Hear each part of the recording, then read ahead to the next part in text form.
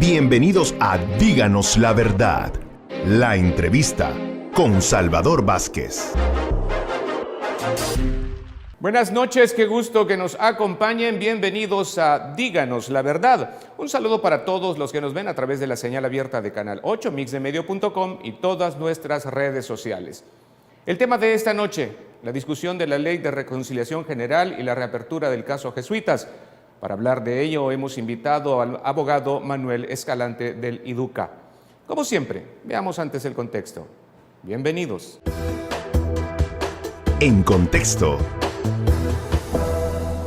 Luego de que la Sala de lo Constitucional declarara inconstitucional la Ley General de Amnistía aprobada en marzo de 1993, argumentando que cubrir delitos de lesa humanidad es contrario al derecho de acceso a la justicia, y desde hace 2 años, los diputados han estado buscando un punto de inflexión que dé paso a un nuevo pacto. Es así como el diputado Rodolfo Parker, del PDC, tomó más notoriedad al impulsar una nueva discusión sobre la Ley de Reconciliación. Ante esto, las voces en contra no se han hecho esperar, de todos los sectores, incluyendo la Iglesia Católica, que manifiestan su gran preocupación, ya que según el arzobispo Escobar Alas, al aprobarse una ley así, sería considerada una ley espuria, que en vez de proteger y reparar a las víctimas, las revictimizaría y protegería a los victimarios. Comentarios que al parecer obligaron al diputado Parker a renunciar a la comisión ad hoc que discute dicho proyecto de ley. Los legisladores corren contra el tiempo para lograr una ley de reconciliación que deje a todos lo mejor reconciliados posible. Pero, ¿se logrará en una sociedad que aún mantiene heridas abiertas? Acompáñenos y busquemos la verdad. En contexto. Licenciado Manuel Escalante, bienvenido, gracias por aceptar nuestra invitación. Muchas gracias por la invitación. Díganos la verdad, cuando la ley de amnistía se redactó, era un momento histórico, era un momento crucial para la sociedad salvadoreña. ¿Realmente fue justa en su redacción? Creo que no, que la ley de amnistía que se declaró inconstitucional en 1993, que es de 1993 y se declara inconstitucional en el 2016, es una ley que responde al miedo, y me explico. Y es que la ley de amnistía, digámoslo así, que estaba en el marco de los acuerdos de paz, es la Ley de Reconciliación Nacional de 1992, que se dicta prácticamente un mes antes de los acuerdos de paz en Chapultepec. Ahora bien, ¿qué es lo que ocurre? Que en esa Ley de Reconciliación, en el artículo 6, se establecía que el informe de la Comisión de la Verdad, o sea, que iba a establecer una comisión y que él iba a elaborar un informe, iba a establecer cuáles eran los hechos ejemplarizantes que el sistema judicial salvadoreño iba a necesitar juzgar para poder, pues eso, ¿no?, ejemplarizar y traer justicia a esas graves violaciones a derechos humanos. Entonces, el artículo 6 amarraba el informe con el acceso a la justicia. El 15 de marzo del 1993, o sea, hace unos cuantos días estuvimos celebrando la conmemoración, sale el informe de la Comisión de la Verdad y entonces ahí aparecen 32 casos claramente investigados, claramente con información no solamente testimonial, sino también documental. Y en ese informe, que eso es una característica propia del informe salvadoreño, se mencionan nombres de responsables, o sea, se habla de nombres y apellidos y de cargos concretos que estuvieron involucrados en esos 32 casos. Eso fue el 15 de marzo. El 20 de marzo del mismo año, o sea, 5 días después, se dicta la Ley de Amnistía General, que es la que se declara inconstitucional. Entonces, claro, las fuerzas políticas de ese entonces lo que tuvieron fue miedo frente a ese informe que había salido 5 días antes, ¿no? Incluso hay un dato curioso solo para que se conozca o se recuerde, ¿no? Y es que la ley de amnistía del 93 se aprueba un día sábado. O sea, la Asamblea Legislativa se convocó un día sábado para trabajar, o sea, un día no laboral, la Asamblea Legislativa tuvo a bien discutir esta ley de amnistía absoluta, ¿no? Entonces, claro, ¿y qué es lo que buscaba esa ley del 93? Anular el artículo 6 del 92, es decir, ya una vez presentado el informe y sabiendo quiénes eran los involucrados, con esta nueva ley del 93 se truncaba la posibilidad de justicia, ¿no? Y solo menciono, son 32 casos los que están en el informe, pero la Comisión de la Verdad recibió alrededor de 22,000 denuncias de graves violaciones a derechos humanos. Ahora, las amnistías de alguna manera no son necesarias para terminar conflictos bélicos en todas las partes del mundo. Hemos visto este tipo de situación en Colombia, acaba de pasar recientemente. ¿Cómo debe entonces lidiarse con una amnistía para terminar un caso de guerra como el que tuvimos nosotros? Primero hay que partir de un hecho, y esto lo conocen las partes beligerantes, es decir, los dos ejércitos encontrados, ¿no? Tanto el ejército, Fuerza Armada, como la guerrilla, y es que las guerras también tienen leyes. O sea, es decir, no todo se vale en la guerra. Hay ciertos elementos, obligaciones que se deben de cumplir en el conflicto armado. La amnistía tiene sentido porque sí, se acepta como un mecanismo para pacificar un país, pero tiene sentido para aquellos que respetaron las reglas de la guerra.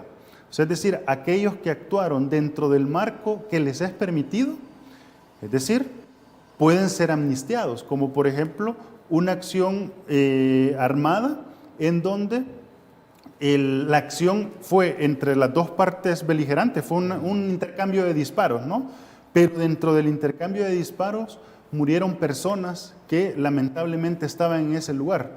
Ahí se ha cometido un delito de homicidio, pero al analizar el hecho, ambos estaban en un enfrentamiento y lastimosamente se dio esa muerte.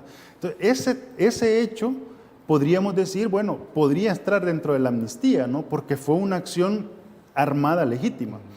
Pero ya una acción, por ejemplo, destinada exclusivamente a atacar a la población civil, que uno de los ejércitos ataque directamente a la población civil y ese sea su objetivo, eso ya no está concebido dentro de las reglas de la guerra. Eso ya es excesivo, ¿no? O la otra es cuando, por ejemplo, con el adversario, y el adversario ya está neutralizado, ya no tiene armas, ya está herido, no puede combatir, y llega la otra parte y comienza a torturarlo o lo ejecuta. Eso tampoco es permitido como dentro del marco de la guerra, ¿no? El primer caso que menciono, ataques contra la población civil de manera injustificada, eso es la esencia básica de un crimen de lesa humanidad. Ataques hacia la parte beligerante, la otra parte beligerante, cuando la otra ya no puede responder porque ya está neutralizada. Ese es un caso típico de crímenes de guerra. Y entonces, básicamente, esos delitos son los que no tendrían que estar dentro del marco de la amnistía. O sea, en pocas palabras, la idea es aquellos que actuaron valientemente respetando el marco legal que rige la regla, está bien que se les amnistíe, pero aquellos que cobardemente entendieron que atacar a la población civil o atacar por la espalda era lo adecuado, o sea, aquí estos no tienen que tener amnistía. En pocas palabras, el fin no justifica los medios. Ante los casos que usted mencionaba de denuncias que hubo durante o posterior a la ley de amnistías, entonces se manipuló de alguna manera el tiempo porque había un momento para que las personas ofendidas o agraviadas pudieran también interponer sus denuncias. Y de alguna manera se manipuló el tiempo para que eso se llevara a cabo. Exactamente. Incluso muchos hablan de que con la derogatoria de la ley de amnistía del 93, dicen se está vulnerando la seguridad jurídica de quienes potencialmente van a ser los acusados, ¿no? Pero nadie recuerda que entre el 92 con la ley de reconciliación y el 93 con la ley de amnistía, o sea, en ese año prácticamente, ahí había una seguridad jurídica para las víctimas, porque ahí había la posibilidad de que las víctimas que estuvieran vinculadas a graves violaciones a derechos humanos pudieran ser investigadas. Pero cuando les quitó la Asamblea Legislativa esa posibilidad, la clase política, la clase dirigente en aquel entonces, no pensaron en la seguridad jurídica de estas víctimas, ¿no? Entonces, a mí me parece que ha habido siempre una lectura sesgada de la seguridad jurídica en este sentido, porque se ha entendido que la paz se construye con la seguridad jurídica de los potenciales victimarios, de los potenciales culpables, pero no a partir de la seguridad jurídica de las víctimas, de aquellas que, repito, eran población civil principalmente, que no estuvieron un arma en el conflicto armado. ¿Considera que la discusión de la nueva ley de reconciliación general de alguna manera encubre algo de lo que se pasó, de lo que ocurrió abiertamente por parte de los involucrados? Me responde después de los comerciales. Perfecto. Marcamos la primera pausa comercial y regresamos con más de Díganos la Verdad. No nos cambies.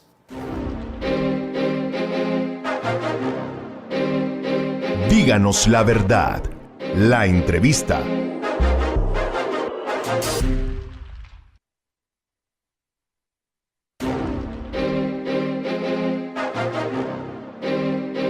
Díganos la verdad. La entrevista.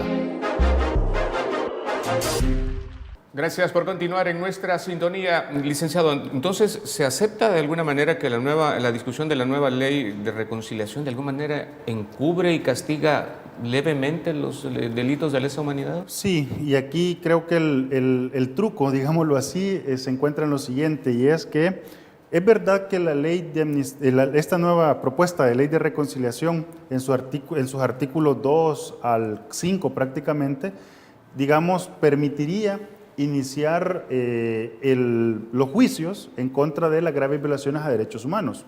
Eso es cierto a nivel de lo formal. Sin embargo, cuando vemos, digámoslo así, la estructura organizacional de los procesos, es decir, cómo esos procesos se van a llevar a cabo, nos encontramos con elementos que materialmente van a servir como obstáculo, como por ejemplo, lo que dice la propuesta presentada es que los procesos de investigación van a durar 180 días. O sea, es decir, primero se seleccionan qué casos son los que se van a investigar y una vez seleccionados, el proceso de investigación dura 180 días. Miren, aquí hay hechos delictivos complejos que ocurren en estos días, ¿no? O sea, es decir, hechos recientes que la Fiscalía necesita 2 años para investigar un hecho complejo. Los crímenes de lesa humanidad, crímenes de guerra, por todo lo que ello implica, son crímenes de complejidad absoluta, que ocurrieron además hace 30 años. Que la Fiscalía tenga solo 180 días, es decir, solo 6 meses para investigar, pues va a llevar al final a la imposibilidad de la justicia, porque al final termina el plazo, la Fiscalía tiene que presentar con esa información que ha recabado, que probablemente sea muy poca, van a tener que llevar a un juicio. Entonces, ahí hay unos impedimentos materiales que es lo que no se está discutiendo, o por lo menos lo que los diputados que han presentado esta propuesta y que la apoyan no hablan sobre este elemento, ¿no? En aras de la reconciliación, entre comillas, como sociedad deberíamos aceptar que un delito de lesa humanidad se castigue con servicio social. Ahí viene el tema de la proporcionalidad del castigo, digámoslo así, o de la sanción en función del daño que se ha hecho. Y aquí hay un elemento central, y por lo menos desde el planteamiento del IDUCA nosotros lo mantenemos, y también con otras 17 organizaciones que formamos parte de la Mesa contra la Impunidad en El Salvador coincidimos, y es: la justicia no es venganza. O sea, aquí la justicia, el objetivo no es que los potenciales culpables vengan y paguen por todo y con lo que hicieron. Al contrario, lo que están pidiendo las víctimas y las organizaciones de derechos humanos es que a las personas que se les acuse sean sometidos al debido proceso como exige cualquier Estado de Derecho. O sea, y que no se les está buscando dar lo que ellos dieron a las víctimas, es decir, masacres, juicios sin ningún tipo de proceso. Ahora bien, volviendo a la pregunta que planteaba, en función del daño que las personas potencialmente responsables causaron tanto a la víctima como a la sociedad civil, así tiene que ser el nivel de responsabilidad o de sanción que tengan, ¿no?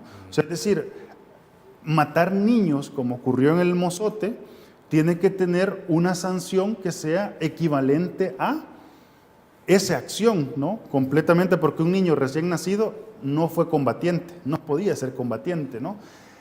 Entonces, el que automáticamente el Estado, ante uno de estos responsables, automáticamente lo mande a hacer servicios de utilidad pública, y que además, porque eso es lo que dice el proyecto, si este tiene más de 65 años, no va a tener ni siquiera que ir a brindar servicio de utilidad pública, eso parece desproporcionado, ¿no? O sea, es decir, lo que nosotros planteamos, por ejemplo, desde el IDUCA, es que este tipo de crímenes por también lo ejemplarizante que puede ser para el sistema judicial, ¿no? Sancionarlos, no digo para la víctima, porque repito, no es venganza lo que se busca, ¿no? Sino que funcione la fiscalía y que funcionen los jueces, ¿no? Que este tipo de hechos tengan la sanción correspondiente, o sea, es decir, si ha sido un homicidio, que repita, que tengan los años de prisión que dice nuestro Código Penal. Ahora bien, lo que puede discutirse es cómo se va a ejecutar la pena. O sea, es decir, una cosa es que la pena sea de prisión, otra cosa es que por el comportamiento que ha tenido esa persona antes del juicio, durante el juicio y después del juicio, pueda gozar de beneficios penitenciarios. Pero la pena de prisión debe de ser la regla general. Lo otro va a depender, repito, del comportamiento concreto de cada uno de los responsables, ¿no? Como sociedad salvadoreña, ¿estamos preparados para revivir todo esto, todo este dolor de alguna manera, licenciado?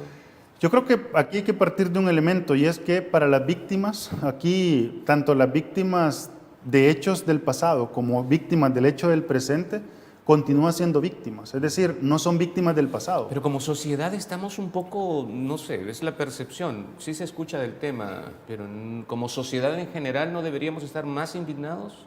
Yo creo que sí, y poco a poco la impresión que tengo es que la sociedad, sobre todo a nivel de redes sociales, se dan cuenta que hay un nivel de indignación, sobre todo por un elemento central, y es que también ese es un enfoque que nosotros estamos trabajando desde el IDUCA, y es que si lo vemos, o sea, en la actualidad, en el salvadoreño de a pie está sufriendo desplazamiento forzado, ahí están las caravanas a Estados Unidos, ¿no?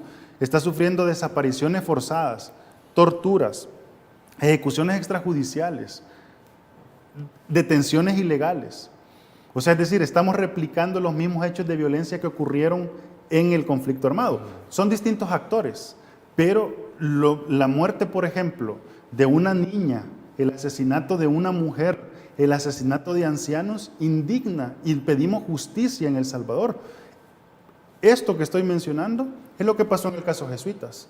La muerte de una niña, Celina Ramos, la muerte de una mujer, Elba Ramos, y la muerte de ancianos, los 6 jesuitas. O sea, es decir, al final los hechos de violencia que indignan están pasando hoy, pasaron en el pasado, valga la redundancia, y lo que se pide es que el sistema judicial funcione.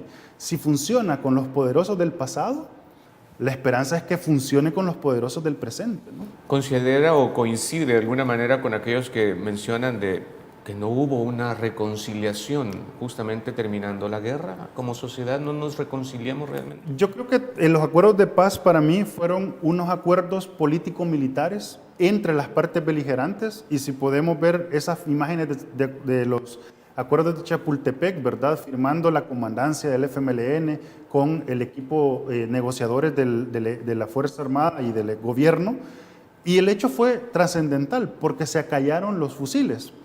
Pero en esas imágenes y en esa fotografía hizo falta un elemento central, y es las víctimas, la sociedad civil. Mucho se dice que en la guerra la sociedad se polarizó en 2 bandos, ¿no? La guerrilla y el ejército. Pero yo siempre mantengo la hipótesis de que realmente hubo 3 sectores.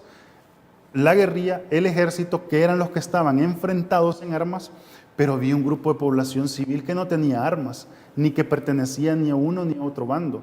Y yo creo que para mí la manifestación más clave de este tercer grupo, sociedad civil no combatiente, que es por la que estamos diciendo se cometieron crímenes de lesa humanidad, el símbolo más grande para mí es Monseñor Romero. O sea, es decir, ese personaje que no perteneció ni a uno ni a otro, al contrario, criticó a ambos, y lo que ha demostrado, sobre todo con su canonización, es que fue un pastor al lado de su pueblo, ¿no? Entonces, realmente la sociedad no ha estado polarizada, pero desde la perspectiva de los dirigentes. Pero la sociedad, que es la que sufre los daños, siempre ha sido una sola, y los dirigentes no lo han tomado en cuenta. Entonces, cuando se llama este tema de la reconciliación, que se pone como en inseguridad o está tambaleando, esa es una lectura para mí desde las partes beligerantes. O sea, quienes dicen que vamos a retroceder, si los vemos uno a uno, son personas que, si vemos las fotos de 1992 a de los 80, son los mismos. O sea, quienes nos están anunciando volver atrás son los mismos que protagonizaron ese atrás. Pero si van a ver a las víctimas que sufrieron la violencia no quieren violencia. En esta discusión de la nueva ley de reconciliación, ¿falta ese elemento? ¿Faltan protagonistas que deberían involucrarse más en la discusión? Me responde después de los comerciales. Marcamos la siguiente pausa comercial y ya regresamos con más de Díganos la Verdad.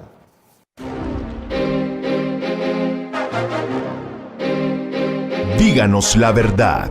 La entrevista.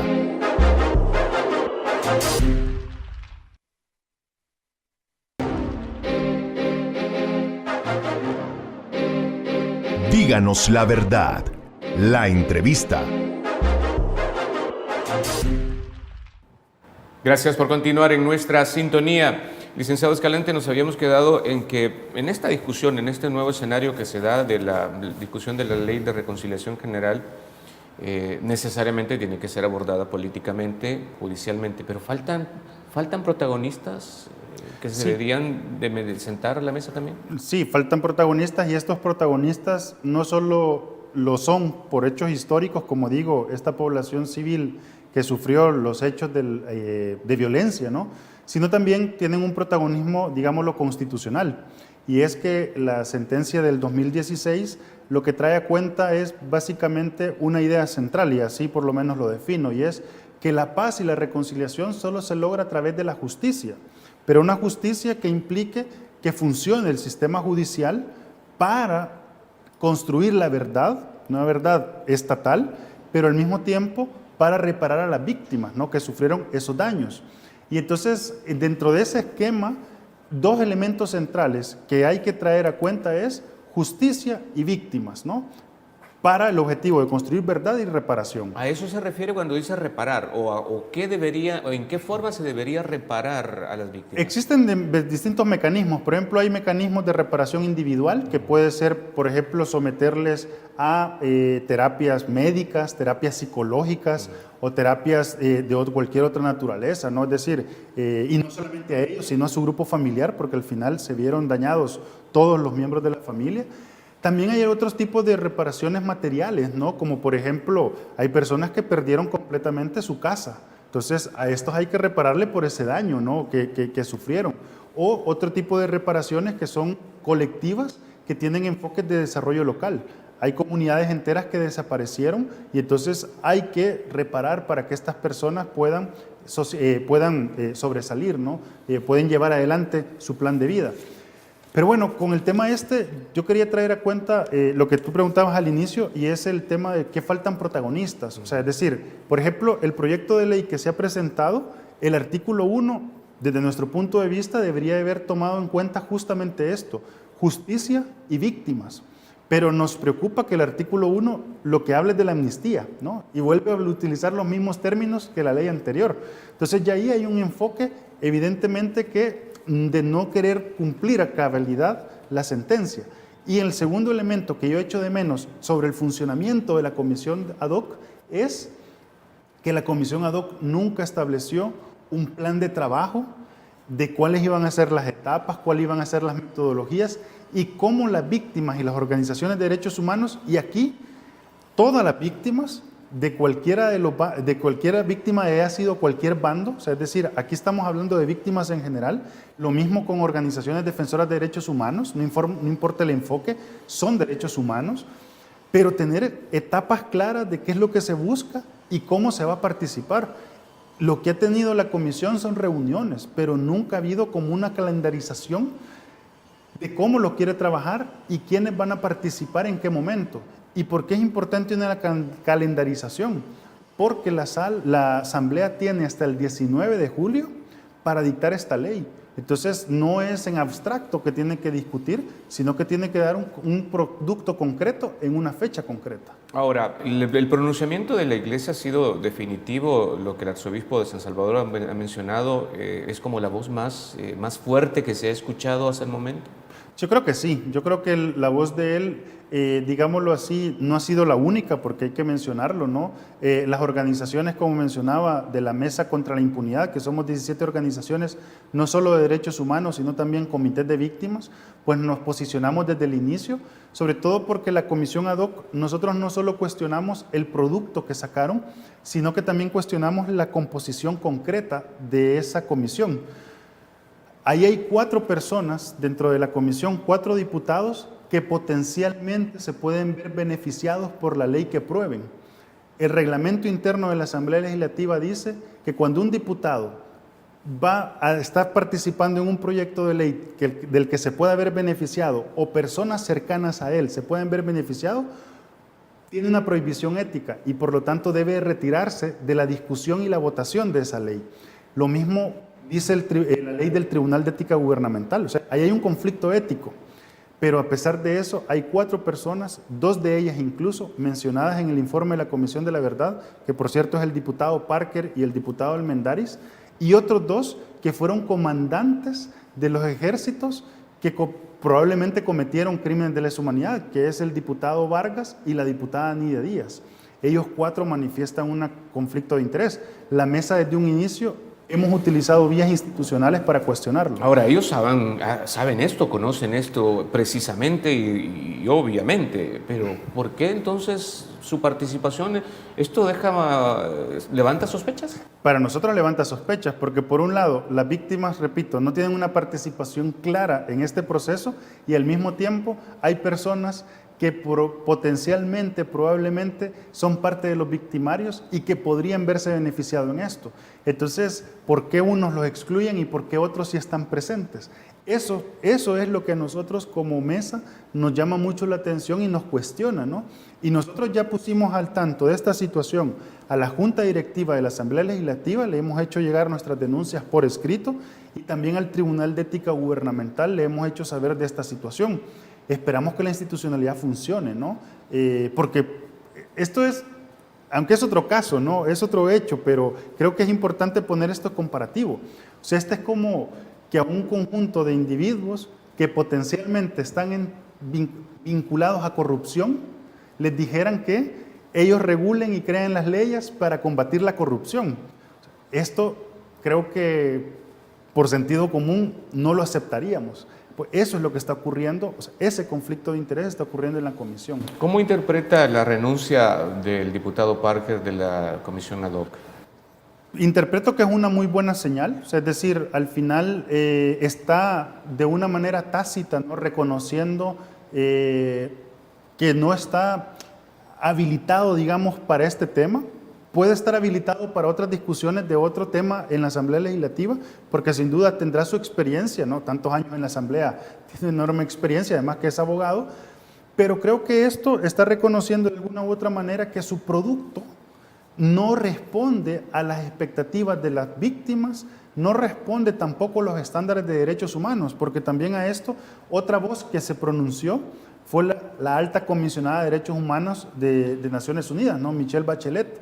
Entonces, no solo ha habido voces nacionales, sino también voces internacionales. Entonces, yo creo que hay un reconocimiento de que el camino que él había trazado como presidente de la comisión a través de su proyecto no era y no respondía lo que se esperaba de eso. Lo que dijo el arzobispo no habrá sido el pronunciamiento del arzobispo esa como tal, no pudo haber sido lo que habría inducido de alguna manera su renuncia. La lectura que tengo del pronunciamiento del arzobispo es que fue el resumen o el culmen de un cúmulo de posicionamientos, incluso hasta editoriales en periódicos, ¿no? De la poca idoneidad del proyecto que estaba planteando. Entonces, yo creo que si lo queremos ver así gráficamente, pues para mí esa fue la gota que rebalsó el vaso, pero no fue la única gota que llenó ese vaso, ¿no?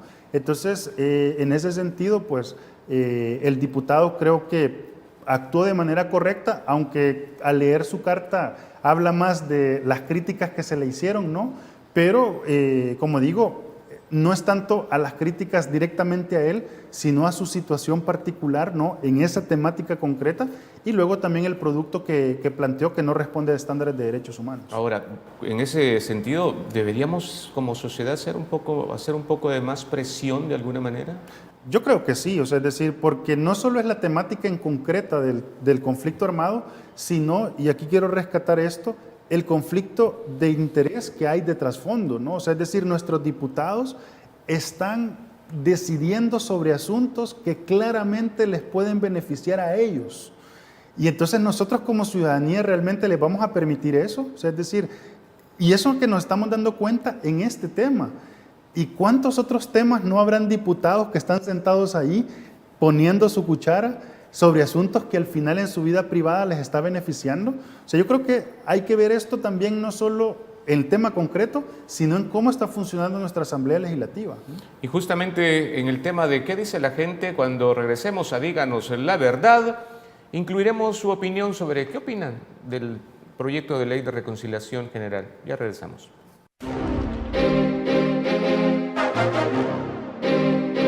Díganos la verdad. La entrevista.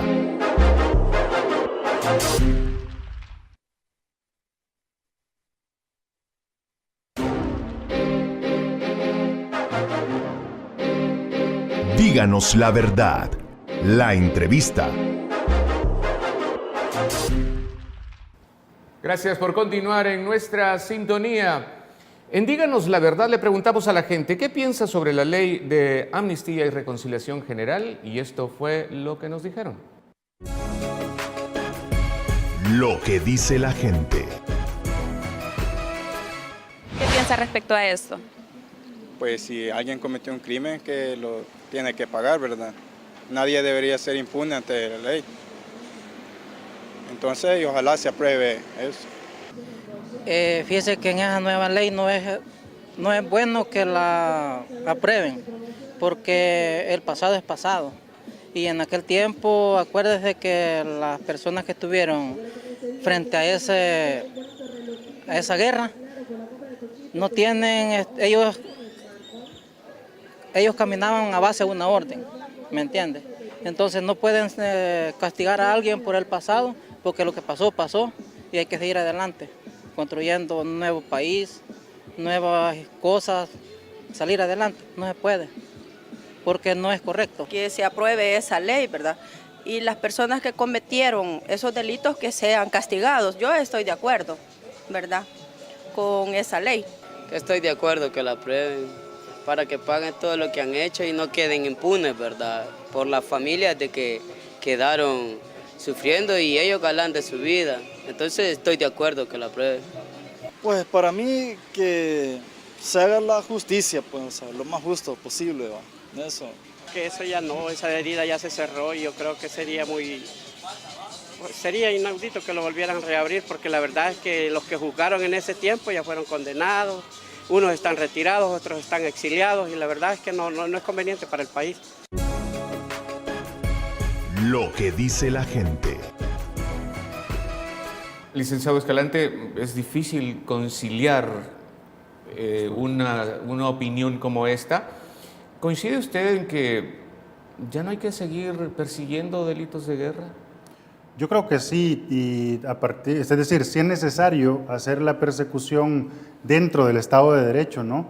Y a partir de las declaraciones de la gente, yo rescataría 3 elementos, partiendo del último comentario, ¿no? Cuando decía, estas personas ya fueron juzgadas, pero realmente en el proceso de la guerra y sobre todo el proceso de paz, solamente un caso llegó a juicio y se concluyó, que fue el caso Jesuitas, pero el resto, para los casos, pero no para todos los involucrados, sino solamente para los autores materiales, es decir, los que dispararon, pero los que dieron las órdenes, esos quedaron en la impunidad.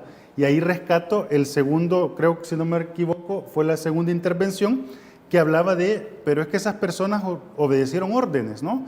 Y aquí hay un elemento central, sobre todo bajo la lógica de cómo perseguir estos delitos. Y es que aquí no es una cacería ni de brujas ni de brujos. Es decir, aquí tiene que ver el tema de quién es más responsable, ¿no?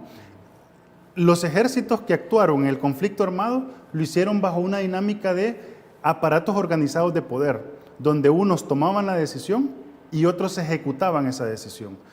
Los que ejecutaban la decisión, ya se ha demostrado, no solo en este país, sino en todas partes del mundo, los que al final, los soldados que disparan, efectivamente por coacción, efectivamente por amenazas, tienen que hacer lo que les mandan. Ahora bien, ellos son responsables, sí, pero son menos responsables. El que es más responsable es el que da la orden, porque ese sí, solo él la puede dar. Entonces, cuando vamos a hablar de esto, no estamos enfocándonos a todos los involucrados, sino a los más responsables, que son los que dieron las órdenes.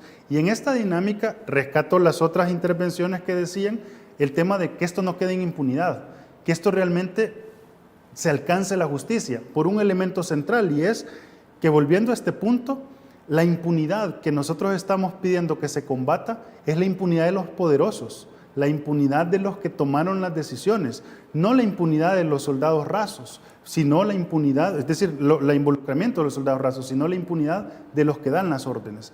Y entonces, repito, son a los poderosos, y yo creo que es por eso la importancia de que el sistema judicial se fortalezca y juzgue estos casos, para demostrar que realmente todos estamos ante igualdad de la ley, y más aún cuando la incumplimos. Ahora, hay voces de poderosos que están mencionando que no hay por qué de borrón y cuenta nueva, incluso se dice literalmente, no es esa la intención, entonces. O sea, no estamos como sociedad para aceptar algo así. No, yo creo que el tema de borrón y cuenta nueva es una política muy peligrosa, no solamente por la decisión concreta hoy con respecto al pasado, sino porque aceptarlo sería perpetuar una política pública que se intentó poner en 1993. Y no hay que pensar solamente con respecto a los hechos del pasado, sino con respecto a los hechos del futuro. O sea, lo que básicamente están pidiendo estas personas de borrón y cuenta nueva con el conflicto armado es que las madres de los desaparecidos, que las madres de los torturados, las madres de los muertos, los mismos torturados, se queden callados y no estén pidiendo justicia, ¿no? O sea, es decir, que eso, por el bien del país, ellos deben de quedarse callados. Pero pensémoslo en el futuro. O sea, es decir, y los desaparecidos de hoy, y los torturados de hoy, y los masacrados de hoy, ya no por la guerrilla y el ejército, sino, bueno, las pandillas, que al final tiene un enorme poder, la policía, que también tiene un enorme poder, y entonces dentro de 30 años, a las madres y a las víctimas de hoy, el Estado les va a pedir borrón y cuenta nueva. O sea, es decir, lo peligroso de esto es que se instaure como una política pública perpetua, y al final, los que reciben las balas, les estemos exigiendo silencio para que los que tiraron las balas se sientan tranquilos y mantengamos con estabilidad. Yo creo que es al contrario la idea. Lo mismo está esperando las autoridades de la UCA cuando se habla o se menciona de la reapertura de juicio de nuevo del caso de jesuitas. ¿Esperan justicia o ha cambiado de alguna manera el objetivo? Es decir, lo que se busca aquí es justicia, y eso que significa un proceso judicial dentro del marco de Estado de Derecho, un proceso judicial dirigido principalmente a aquel grupo de personas que estuvieron en la toma de decisión de la masacre de la UCA, y luego, obviamente, de acuerdo a los niveles de responsabilidad de cada uno de estos involucrados, que al día de hoy son 7 los señalados, ¿no?, en el requerimiento fiscal que se presentó en el 2000, que a partir de esas responsabilidades de cada uno, como decía, no solamente durante el proceso judicial, sino antes del proceso y después del proceso judicial, pues se pueda valorar si va a haber cárcel para ellos o no. Porque nosotros, es decir, desde el planteamiento del IDUCA, decimos, la cárcel tiene que ser un elemento central del proceso judicial, porque esa es la manera en cómo el Estado sanciona, el Estado de Derecho. Lo que tenemos que analizar es si conviene o no que estas personas cumplan o no la cárcel. Pueden haber beneficios penitenciarios. ¿No es una especie como de contradicción? Busco justicia, quiero justicia, pero igual te puedo perdonar. No necesariamente, por lo menos con el tema, como nosotros lo estamos planteando, que es la conmutación de la pena, digamos lo que es una especie de libertad condicional. Pongo un ejemplo, ¿no? Y es Por ejemplo, ¿de qué me sirve a mí de que una persona al final, un acusado, termine reconociendo su culpa en la masacre del Mozote, termine pidiendo perdón y al final las víctimas le den el perdón? Si al día siguiente de haber sido excarcelado, no va a cárcel, sino que haber sido juzgado, va y le rinde honores a todos aquellos, o comienza a decir que la masacre no existe. Es decir, si comienza a tener un comportamiento distinto a lo que se esperaba de todo el proceso. O sea, durante el proceso se mostró como ovejita y una vez ya es libre, se quita el traje y aparece nuevamente como lobo. O sea, yo creo que el componente de cárcel debe de estar, porque, repito, no solo importa lo que hizo antes, sino lo que va a hacer después. Si él pidió perdón, si él ha hecho un acto de arrepentimiento, su actitud posterior tiene que ser coherente a eso que ha hecho, ¿no? Y si no es coherente, ahí están los jueces de vigilancia penitenciaria que le pueden quitar los beneficios penitenciarios y volver a la cárcel. Y ojo con esto, no ha sido una situación ni de decisión de la víctima ni de decisión de los jueces propiamente. Ha sido una actitud de él. De él va a depender si continúa reproduciendo la impunidad, afectando, revictimizando, o si continúa contribuyendo, ¿verdad? Siendo un buen ciudadano. Marcamos la siguiente pausa comercial y regresamos con más de Díganos la Verdad.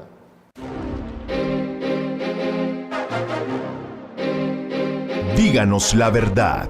La entrevista.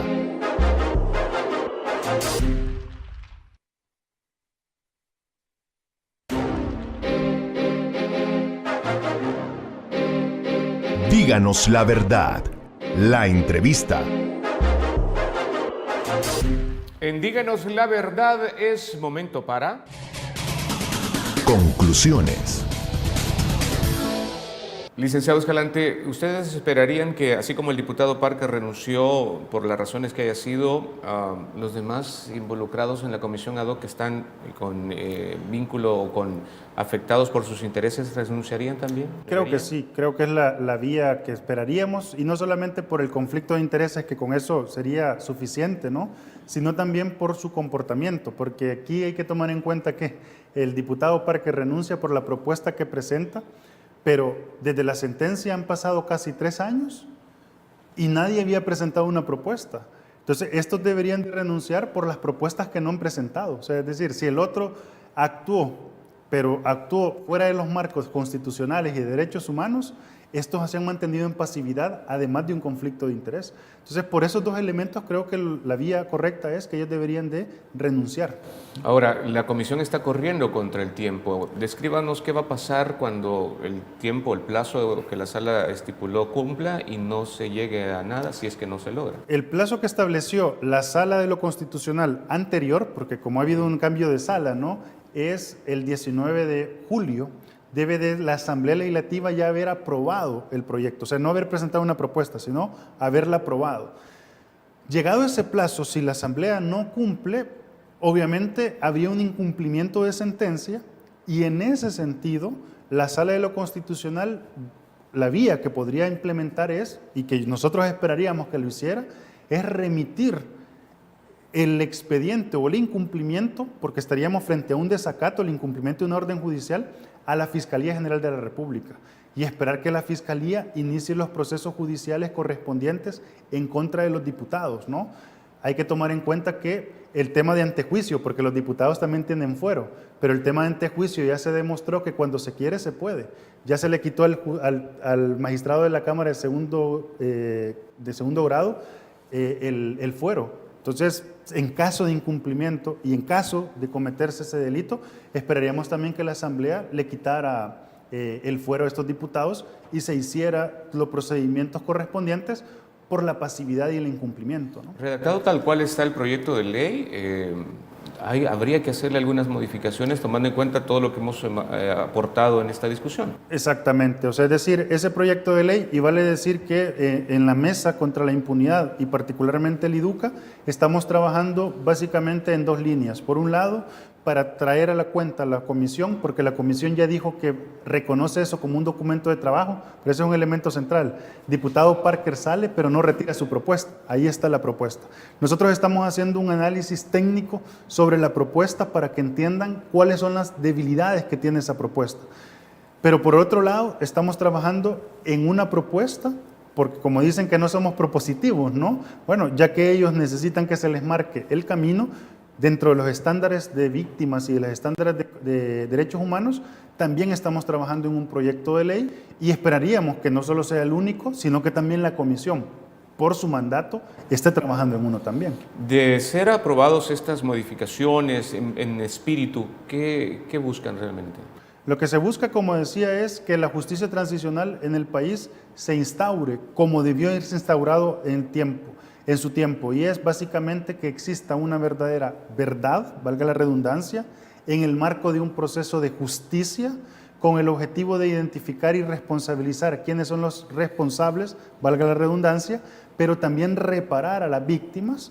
¿Y con qué objetivo? Con el objetivo de dar el mensaje para que el Estado está suficientemente fortalecido y que esto no se vuelva a ocurrir, o mejor dicho, que esto que está pasando hoy no siga ocurriendo. Me queda menos de un minuto. ¿Qué quiere decirle a nuestros televidentes? Pues yo lo que espero puntualmente es que podamos analizar lo que ocurre en este caso concreto de la Comisión Ad Hoc desde la perspectiva del conflicto de interés, que seamos conscientes de que los diputados muchas veces están legislando sobre asuntos que a ellos les conviene. Esta vez estamos siendo conscientes de ello, pero en cuántos otros temas los diputados están decidiendo para su beneficio y no lo sabemos. Licenciado Manuel Escalante, fue un gusto haberlo tenido con nosotros. Gracias. Muchas gracias por la invitación. A ustedes también por la sintonía. Ya escucharon, la verdad no siempre suena como uno quisiera. Buenas noches. Esto fue Díganos la Verdad, la entrevista con Salvador Vázquez.